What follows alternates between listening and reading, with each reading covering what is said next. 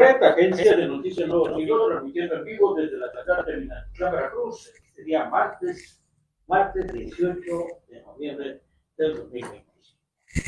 En su programa Tradiciones, Usos y Costumbres del Sur, esta mañana, en este foro de transmisión, se encuentra con nosotros nuestro invitado, el antropólogo Florentino Cruz Martínez, que viene a platicar con nosotros, pero también viene a presentar una importante obra literaria. Bienvenido, maestro. Muchas gracias por la invitación. Saludo al público que sigue este programa desde la comodidad de sus casas, de sus centros de trabajo. Saludos a todos. Bien, y también se encuentra con nosotros el contador Renato Paramón Vázquez Chapoya, cronista de la ciudad de Minatitlán y pionero de esta plataforma de comunicación. Contador. Buenos días, Guillermo Humberto Gutiérrez Arias, director de AN Nuevo Siglo, esta plataforma. Es un gusto estar con ustedes y más gusto me da platicar con el cronista oficial de Cozoleacaque también, no solamente es antropólogo, y es un excelente investigador de la historia en general, no nada más de nuestra tierra. Bienvenido. Adelante, bien, se encuentra también con nosotros nuestro buen amigo, el ingeniero Artemio López Cisneros, coordinador de este programa. Artemio. Muy buenos días, amigos. Ustedes tienen una cita todos los martes 11 de la mañana con diversos aspectos de nuestra región sur, que abarca desde Oaxaca hasta Tabasco, o sea, Veracruz, Tabasco, Chiapas y todo lo que se acumule, pero con temas muy interesantes acerca de las tradiciones, de los usos y las costumbres y la historia. Hoy es un lujo este programa porque presentamos este libro en el cual asistimos, el cronista oficial de Mina y un servidor, asistimos a la presentación de esta obra que debe de estar en todas las bibliotecas de la zona sur. Interesantísimo, con una edición de lujo, y créeme que aplaudo el apoyo del Ayuntamiento de Cozoleacaque. Obras de esta naturaleza, con estos acabados de lujo, mis respetos, no cualquiera se atreve a hacerlo, pero más que eso es el contenido histórico que está aquí dentro. Es un libro de súper consulta. Ojalá usted, que nos está viendo, se acerque o nos pregunte dentro de la hora del programa dónde conseguirlo. Vale la pena. Gritos de guerra en tierra caliente. El autor, nuestro invitado de honor, el antropólogo Florentino Cruz Martínez. Vamos al grano. Habla sobre la intervención francesa en lo que es en el sur.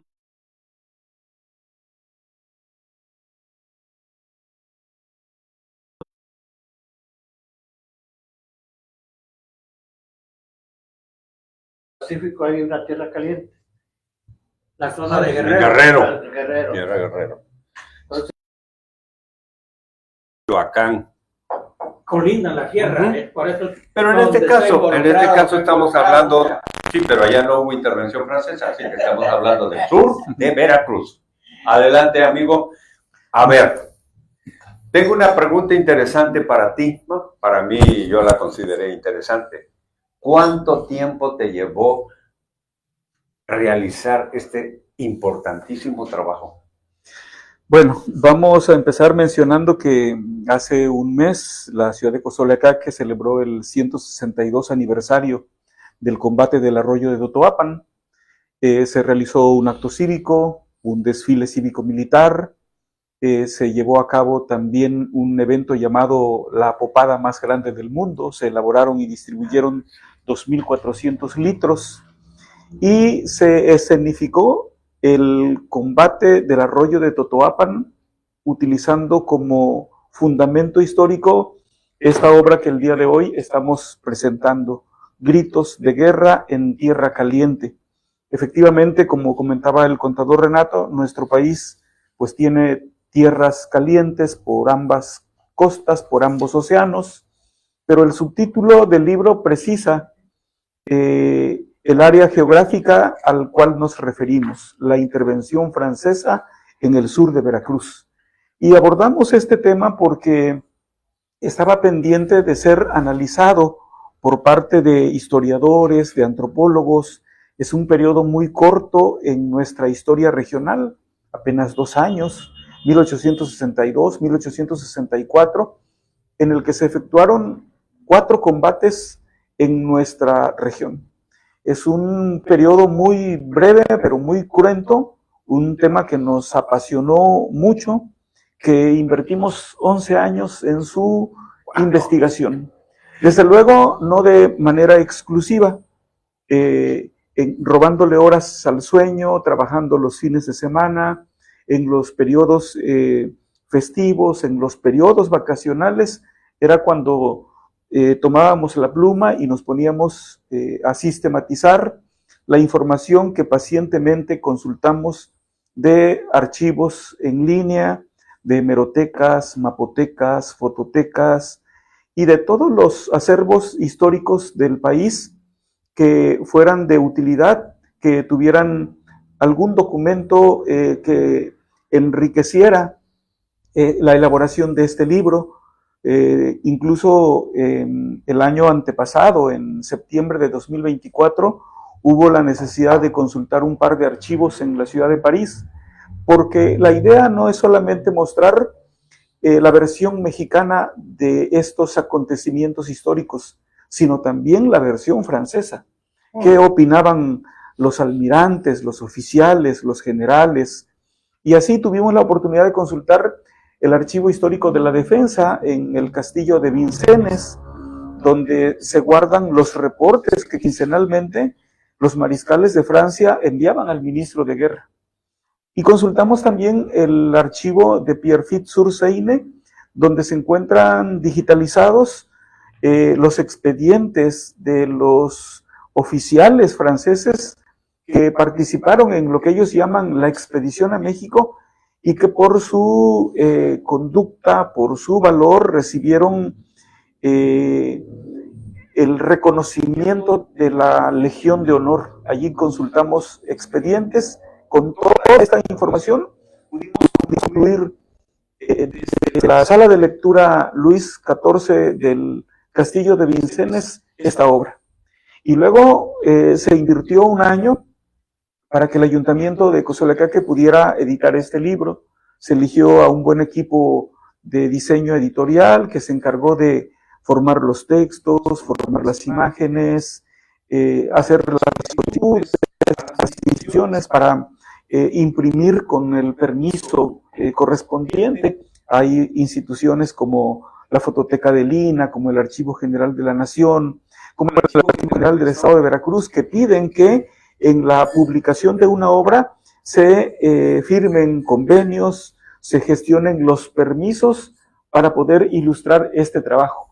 Y pues aquí está el resultado, son 386 páginas con 137 ilustraciones que tienen la finalidad de proporcionar al lector un panorama muy específico de cómo fue la intervención francesa en el sur de Veracruz, con un texto que pretende ser atractivo para atrapar al lector a que se aventure a hacer este recorrido por las 386 páginas, pero también con ilustraciones para que con estas imágenes, mapas, pinturas, dibujos y fotografías, los lectores tengan un apoyo visual y les permita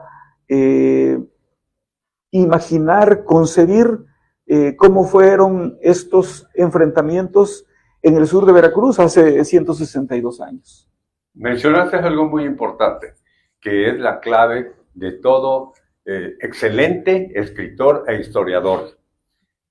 Seducir al lector, capturarlo y llevarlo por las páginas que está leyendo, que está viendo.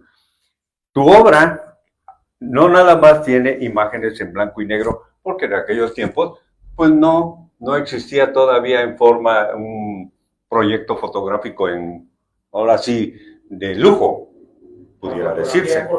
Y entonces hay grabados, hay pinturas, hay fotografías y créeme que es muy enriquecedor a la vista y a la mente, al cerebro, registrar todo esto porque hay muchas cosas interesantísimas, no solamente ¿cómo se llama? La intervención francesa, sino que a donde tú accesaste, vamos encontrando nombres que nunca habíamos escuchado y que forman parte precisamente de esa intervención, sobre todo militares, inclusive de los nuestros. Entonces, es muy interesante. Ya me puedo imaginar, así a grosso modo, qué problemas para accesar a estos archivos en París, que son tan así. Sí, efectivamente, el alcalde hace algunos años me manifestó su interés en publicar un libro digno para el municipio de Cozoleacaque, que quedara como un legado, porque comentábamos los eventos que se realizaron hace un mes. Son eventos que se pierden en el transcurrir del día. Solo los periodistas, los medios de comunicación van recogiendo esos eventos que suceden cotidianamente. Sin embargo, el alcalde pensaba en un producto, en un legado, en un libro que fuese atractivo para los lectores.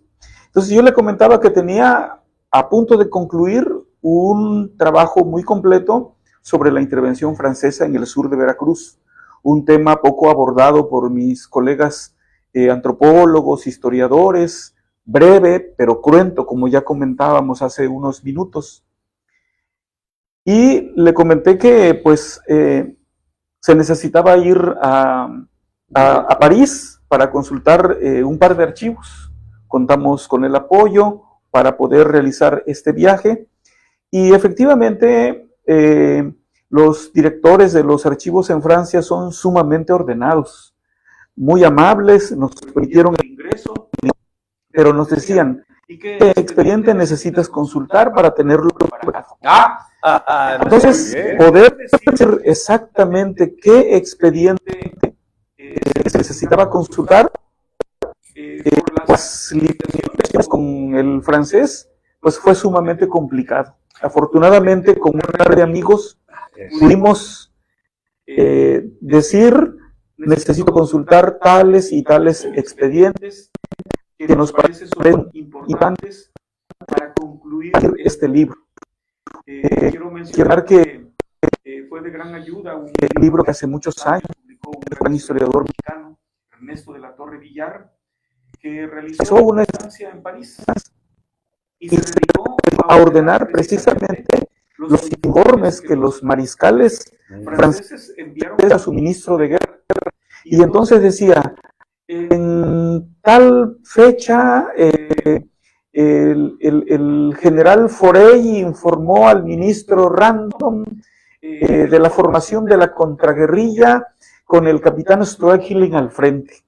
Había que encontrar entonces exactamente a qué número correspondía ese expediente para localizar ese informe. Informes que nosotros imaginábamos mucho más extenso, más detallados, pero recordemos que la intervención francesa en nuestro país fue la ocupación extranjera más prolongada, fueron 5 años, desde 1862 hasta 1867. Aquí en la región fue solamente un par de años. Y además fue la ocupación militar que se extendió a prácticamente todo el país. Sí. Hay un historiador militar que dice que en nuestro país se realizaron 1020 combates documentados por los militares.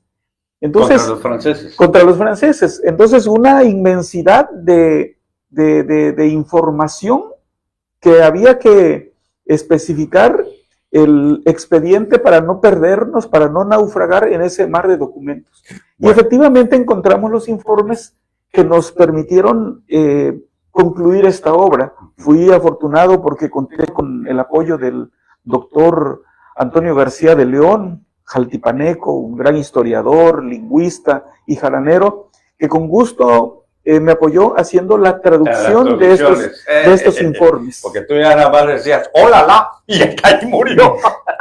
Digo, qué bueno que contar con nuestros amigos, porque nosotros tenemos la percepción con el señor Antonio García de León como un buen amigo que vivió en Minatitlán, su familia, y que ha hecho un trabajo también excepcional con sus libros Tierra Adentro, Mar Afuera, una cosa así. ¿O me equivoqué? Es correcto. Es correcto, ¿no? Que por cierto lo tengo, pero es un ladrillo marca Diablo. Entonces, ponerse a leerlo es muy interesante. Florentino, ya tienes este libro que es un vasto en información, donde podemos vernos reflejados, porque no nada más trata el asunto de la batalla de Totoapa, es los preliminares, el desarrollo de todo el aspecto que llevó a ese encuentro. Pero yo recuerdo que hace más de 30 años, con Alfredo Delgado Calderón, hicieron ustedes un trabajo parecido, muy corto. Ese trabajo, qué suerte corrió, porque hay anécdotas que a veces nos dan risa. Sí, es un trabajo que se realizó en 1992. Yo tenía 3 años de haber salido de la Facultad de Antropología, eran mis trabajos iniciales. Yo seguí el trabajo que realizó un gran historiador, precursor de la microhistoria, cronista de Jalapa, cronista de Misantla. Me estoy refiriendo al maestro David Ramírez Laboñet. A él le encargaron por parte del gobierno del estado la elaboración de un material cuando el combate de Cozolecaque cumplió 100 años. Estamos hablando de 1963. Y entonces el resultado fue un folleto de alrededor de 20, 30 páginas, y en donde él decía, en donde él modestamente decía, yo tampoco aporto gran cosa, este es un punto de partida para celebrar este hecho de armas. Yo sugiero que se busquen en los periódicos de la época información que pudieran ampliar las presentes notas históricas. En 1992 quisimos buscar esos periódicos en la región, pero el resultado, debo reconocer, fue muy poco. Era información repetida, información que no ampliaba la obra de David Ramírez Laboñet. De manera que tuvimos que emprender toda una investigación hemerográfica, ahora que muchas grandes hemerotecas tienen en línea digitalizado los periódicos, como la Hemeroteca Digital de la UNAM, como la Hemeroteca Nacional de España. Ya es posible, desde la comodidad de la casa, poder acceder y consultar esos periódicos que se encuentran en línea. Eso facilitó sobremanera y nos dio una visión mucho más completa de esos acontecimientos que sucedieron en la región. Entonces, el trabajo que publicó Culturas Populares en 1992, pues fue un trabajo muy sencillo, muy modesto en sus alcances. Hubo que partir nuevamente de esas fuentes iniciales que trabajó David Ramírez Laboñet, de buscar testimonios de los militares, tanto mexicanos como franceses, para armar este rompecabezas que hace un mes tuvimos la oportunidad de presentar. ¿Se imprimió? ¿Se difundió? Sí, se difundió. Por ejemplo, está digitalizado. La Dirección General de Culturas Populares tiene un centro de documentación llamado Alberto Beltrán. Está digitalizado, se puede encontrar en línea, pero repito, es un trabajo muy modesto que se nutrió de fuentes hemerográficas locales. Fue como un ensayo para hacer esta obra mucho más amplia, mucho más completa, porque, repito, recoge tanto la mirada mexicana como la mirada francesa de esos acontecimientos históricos. Porque de esto resultan dos anécdotas. Una, que cuál era el apellido de Martín. Uno decía que, más bien, los resultados de la investigación de ustedes decía que era González, pero que le preguntaron en su momento al presidente en turno cuál era el apellido. De Martín Que Lancero. un familiar muy cercano, hermano de él, también estaba ahí, y cuando le preguntaron, el que contestó Alor. ¿Eso es una anécdota simple o un cuento?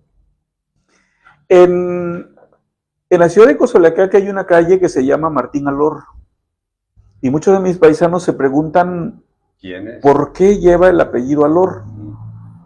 Lo que nosotros hemos encontrado en nuestras investigaciones nos conducen a pensar que este personaje de la tradición oral se llamó Martín González. Así lo dijo, por ejemplo, el profesor Job Hernández Carrión en 1968, cuando dio su discurso en la develación del monumento de Martín el Lancero.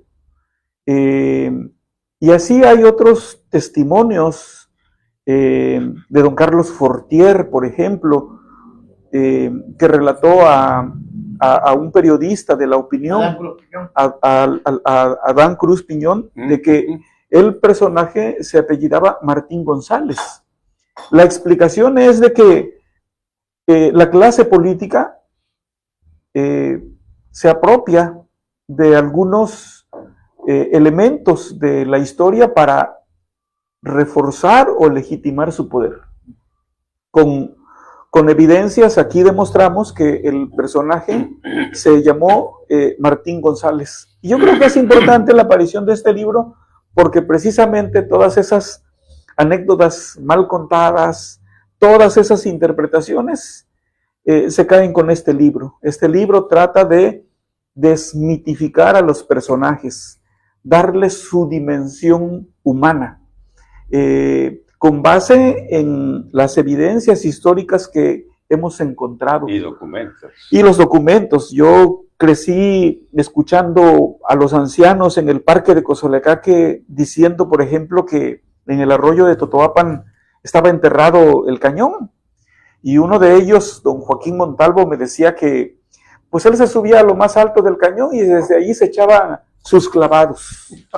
Y de niño es una historia que fascina. Y uno pensaría que el cañón está enterrado allí. E incluso hubo un alcalde que trató de escarbar, de buscar el famoso cañón. El cañón. Y en este libro yo demuestro que el cañón existió. Fue una pieza muy importante traída por la contraguerrilla francesa, pero que fue capturada, fue tomada como un botín de guerra y entregado al general Alejandro García para ser utilizado en otros combates, en otras batallas. Era un arma. Otro lado. En Tlacotalpan, por ejemplo, donde hubo combates en 1866 y donde murieron varios de los héroes de Totoapan. Entonces es un arma demasiado valiosa como para sepultada allí. Es curioso que yo, cuando vi cómo anunciaste el libro, o lo anunció el ayuntamiento, decía, para terminar con los mitos. Dije yo, aquí hay algo muy bueno. Porque por ahí leímos de que un famoso general, en este caso de los mexicanos, ¿verdad?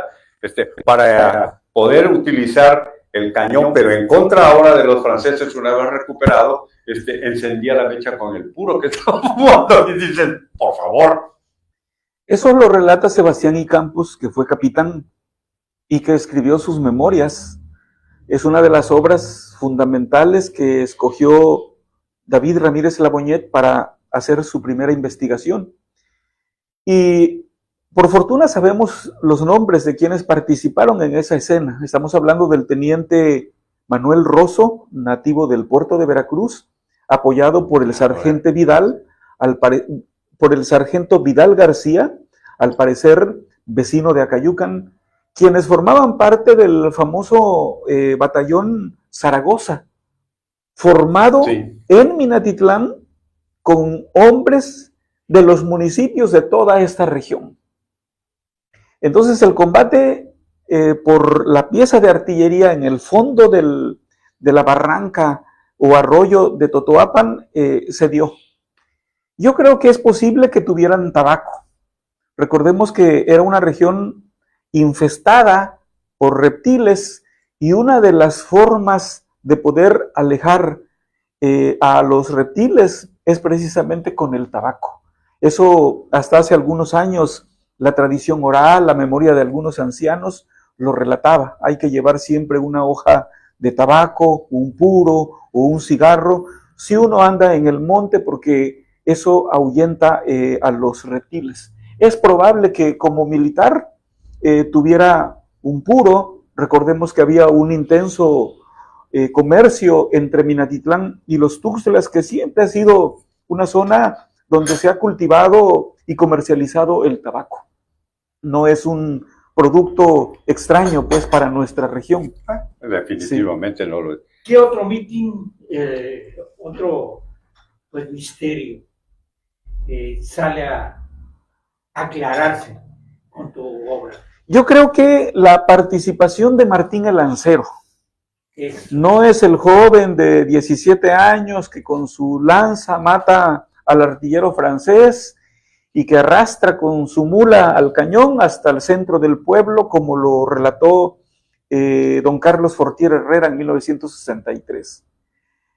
Los testimonios de los militares hablan de que fue un anciano gobernador de indígenas. Es decir, había un ayuntamiento constitucional, había un alcalde municipal, síndicos, regidores, pero también en Cozolecaque sobrevivía una autoridad tradicional, encabezado por el gobernador de indígenas. Entonces, Martín el Lancero es quien ordena al pueblo a aportar víveres para mantener a 300 hombres que desde que fue ocupada la villa de Minatitlán se habían trasladado a Cozolecaque, donde establecieron un campamento con 300 soldados. Dar de comer diariamente a 300 soldados en aquella época, pues no es una cosa logística muy sencilla, ¿no?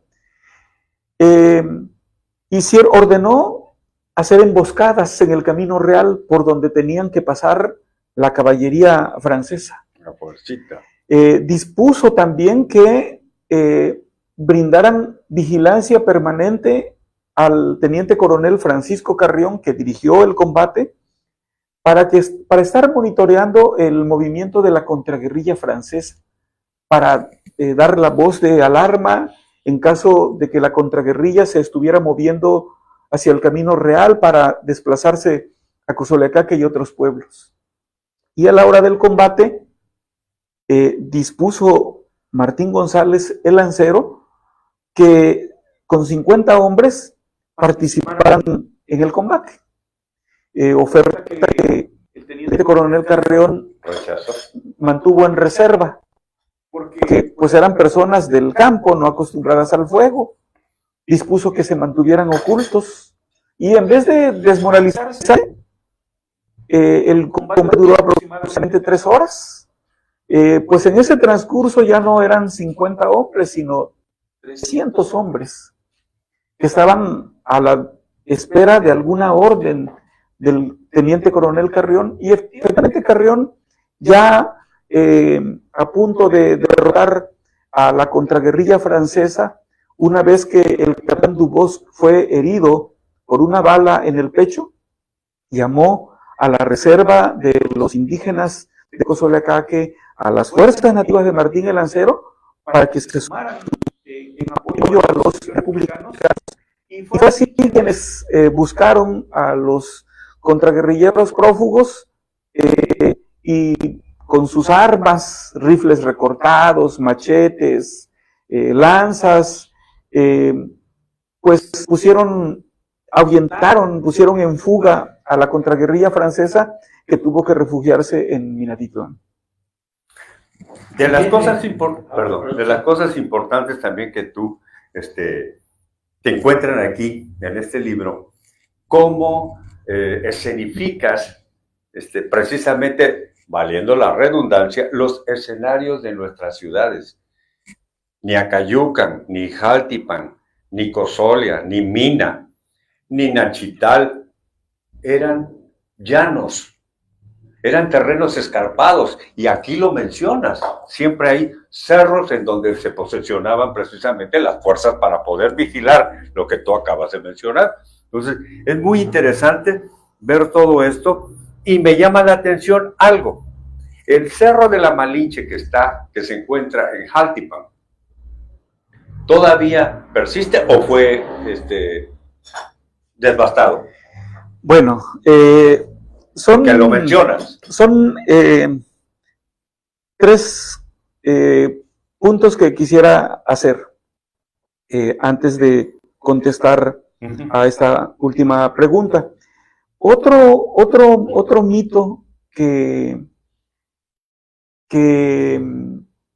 desechamos, que aclaramos, es sobre la muerte del capitán Dubosc, el capitán de la Legión extranjera que dirigió a la contraguerrilla francesa, porque el primero fue el capitán Stoecklin, muerto en un enfrentamiento en Jaltipan, en el cerro de la Malinche, que todavía existe, está atrás del Palacio Municipal, pero ahora pues está coronado por un tanque de agua que permite distribuir por elevación el agua a la ciudad de Jaltipan.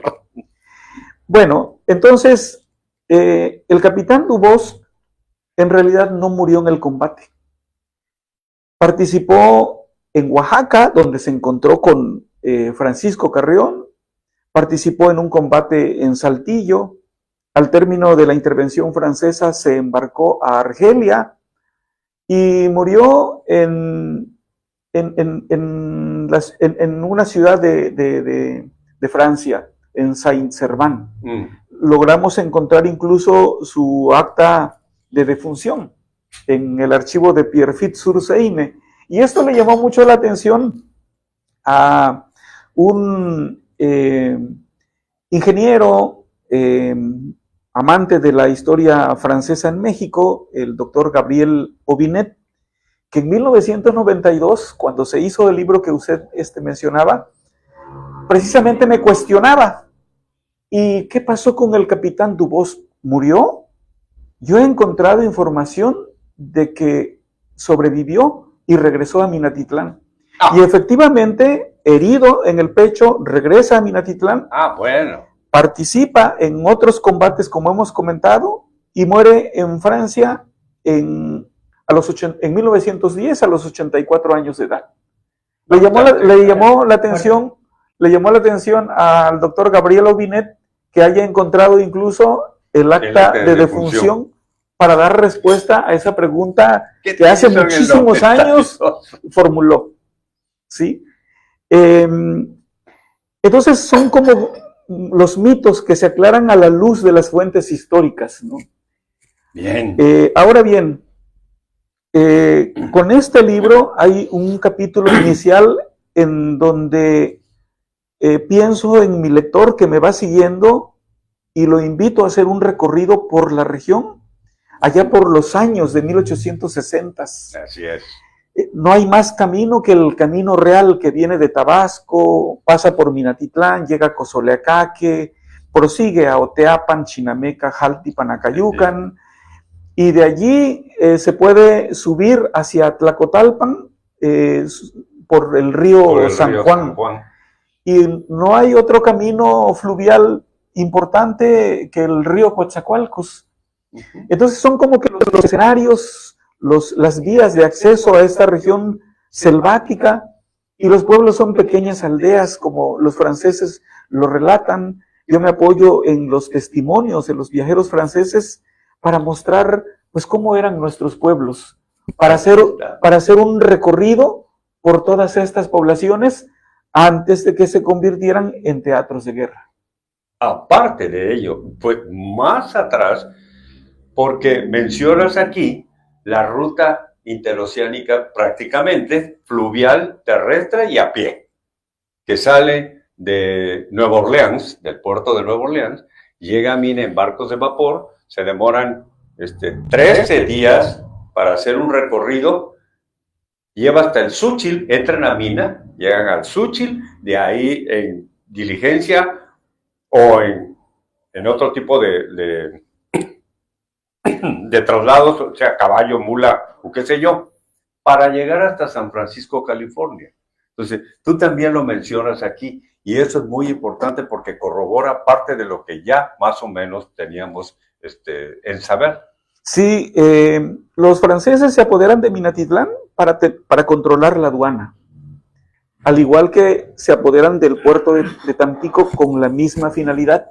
Y es que las aduanas proporcionaban recursos para pagar a la tropa de Juárez y para comprar armas. Los franceses consideraban que apoderándose de la aduana cortaban el flujo económico.